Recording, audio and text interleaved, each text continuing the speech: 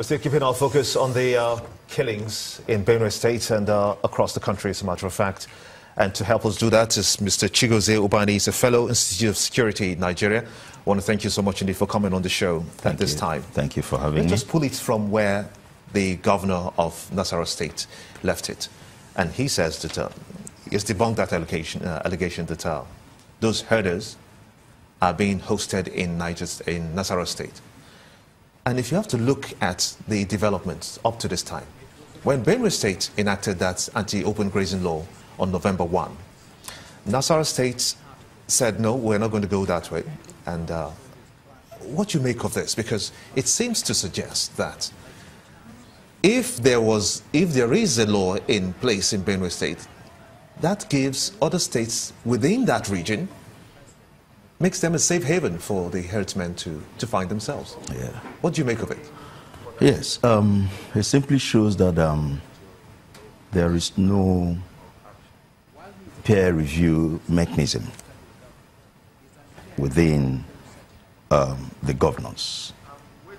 They should have a mechanism to compare notes, assess challenges within their regions, and find ways and means of harmonizing efforts towards solving them.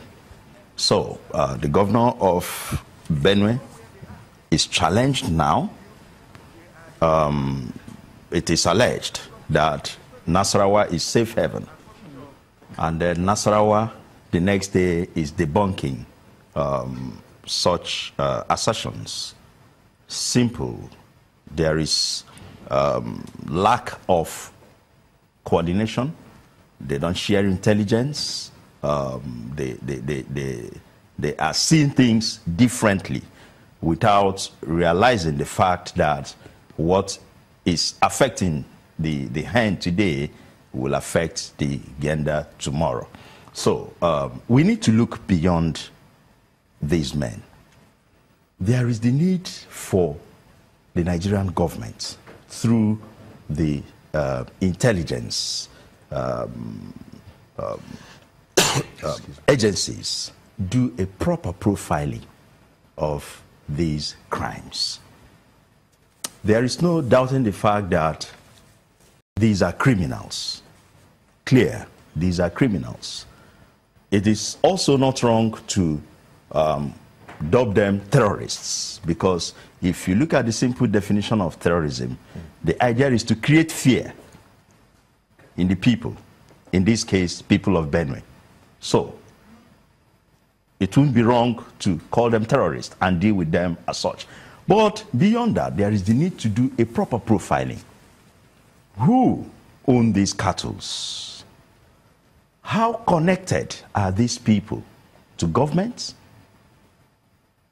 What is the involvement of both serving and retired senior police and military officers to cattle rearing in Nigeria?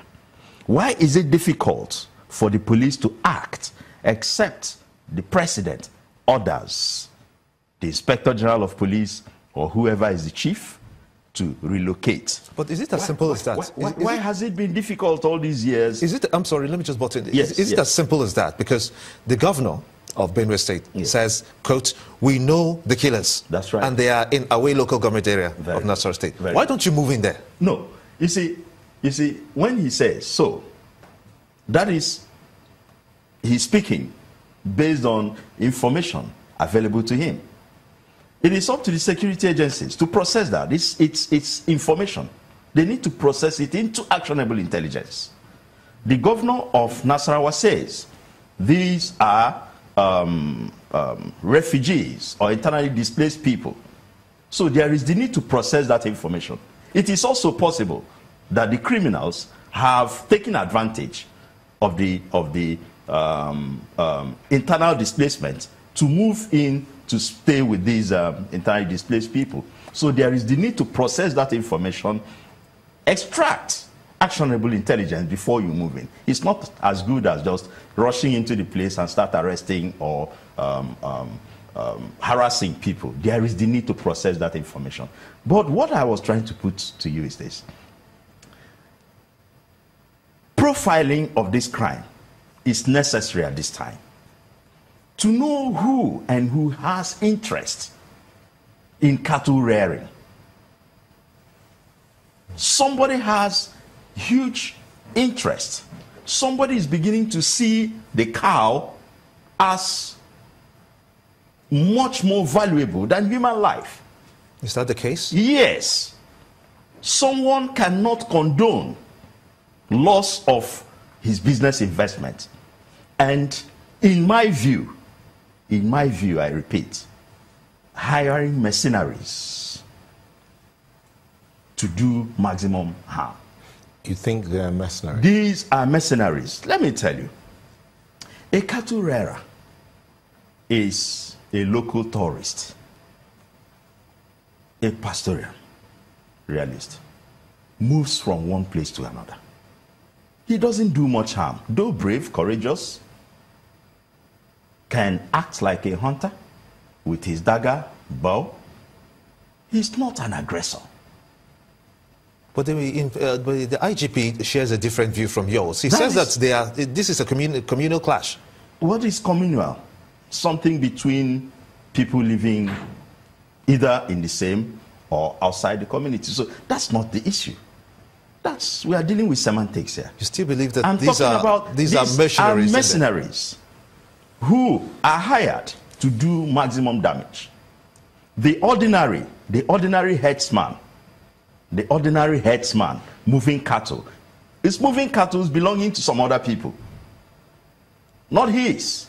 There are huge investors. That's the reason why I said there is the need to do a proper criminal profiling to know those who own them, those who get very, very aggressive when these cattle are rustled or killed. Take, for instance, in Lagos State.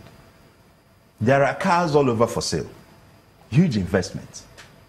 Then an armed robber snatches my car, maybe from one point to another, as a car dealer. I begin to shoot people to kill them. You don't do that.